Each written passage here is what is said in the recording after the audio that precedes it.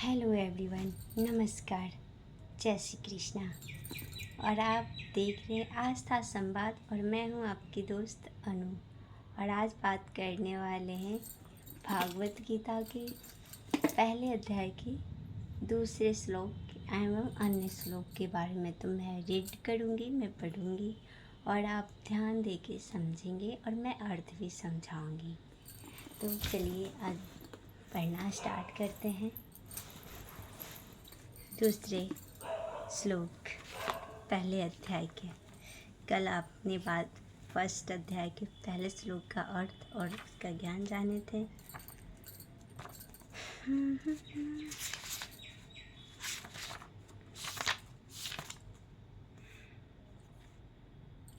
दूसरे श्लोक है धृत तु पांडवानिक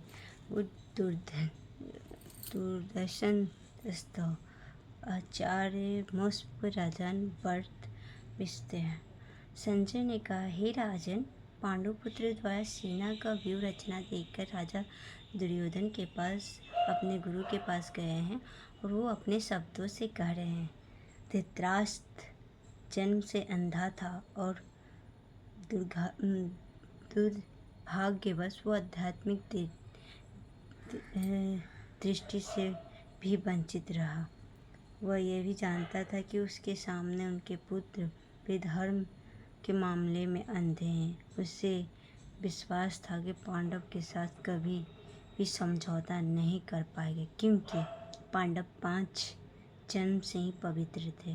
फिर भी उन्हें तीर्थ स्थान के प्रभाव भी विषय में संदेह थे। इसीलिए संजय युद्ध भूमि में स्थित विषय के उसके प्रश्न के मर्म को समझ गया और वो निराश राजा को प्रोत्साहित करना चाह रहा था और उसने विश्वास दिलाया कि उसके पुत्र पवित्र स्थान के प्रभाव में आकर किसी प्रकार का समझौता करना नहीं जा रहे हैं। वो अपने राजा को बताया और पुत्र दुर्योधन पांडव की सेना को देखकर तुरंत अपने सेनापति द्रोणाचार्य को वास्तविक स्थिति में अवगत कराया।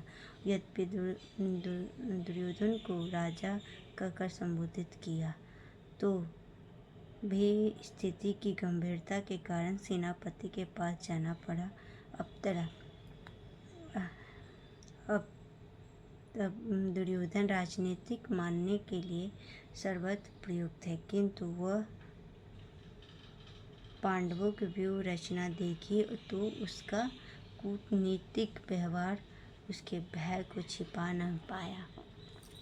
इसमें बता रहे हैं संजय अपने धृतराष्ट्र राजा को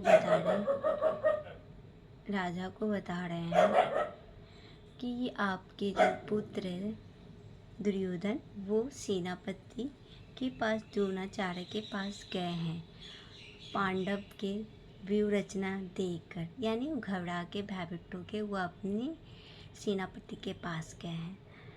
ये दूसरे श्लोक में यही बताया गया। अब आगे पढ़ते हैं। पांडवा पुत्रम अचिरम ममति चुमम बुधम द्रुपदसेनम तप शिष्य भीतम। हे आचार्य, पांडुपुत्र विशाल सेना को देखा।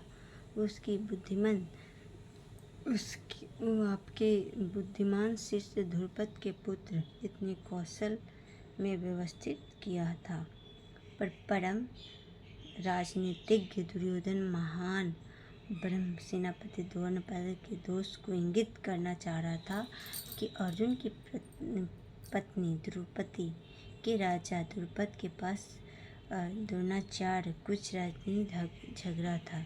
इसी झगड़े के फलस्वरूप द्रुपद ने एक महान यज्ञ संपन्न किया था। उससे एक पुत्र प्राप्त होने का वरदान जो द्रोणाचार्य को वध कर सके। द्रोणाचार्य इससे भली भांति जानते थे, किंतु द्रुपद एक ऐसा धनुष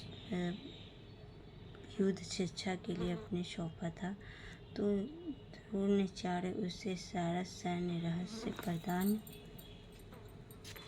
करने में कोई झिझक नहीं होती।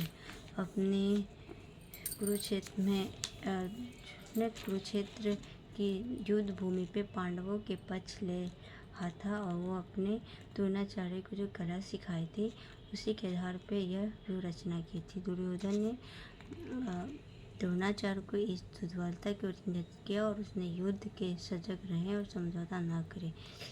द्रोणाचार्य को यह भी बताना चाह रहा था कि वो कहीं भी अपने शिष्य पांडव के प्रति युद्ध को उत्तरदायित्व न दिखा बैठे। इसी विशेष रूप से अर्जुन उसका अत्यंत प्रिय तेजस्वी पुत्र था।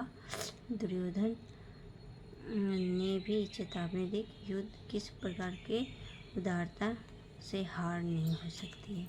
यहाँ पे दुर्योधन ने द्रोणाचार्य को ये बता रहे हैं कि आपके जो शिष्य थे द्रुपद, वो कितनी अच्छे से व्यूह रचना किए हैं युद्ध भूमि में, और आपके जो शिष्य हैं अर्जुन, उसके प्रति कोई भी उदारता ना हो। और द्रोणाचार्य को ये भी बताएं कि आपने जो कला सिखाई थी उन्होंने उसके बिहाफ पे कितनी अच्छी व्यूह रचना रची है। और इसको इंगित करते हुए उन्होंने चेतावनी दी द्रोणाचार्य को। तो ये था तीसरे श्लोक में।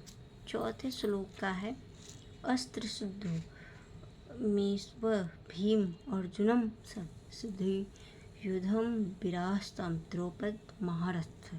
इस सेना में भीम अर्जुन के समान युद्ध करने वाला अनेक वीर धनुर्धर थे तथा महारथी युद्धन विराट और द्रौपद।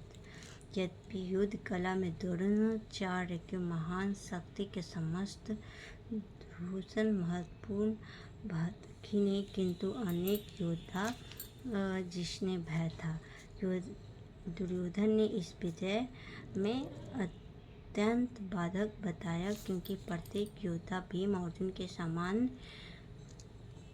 अद्भुत था और भीम अर्जुन के बल का ज्ञान था, इसीलिए अन्य की तुलना इन दोनों से की गई।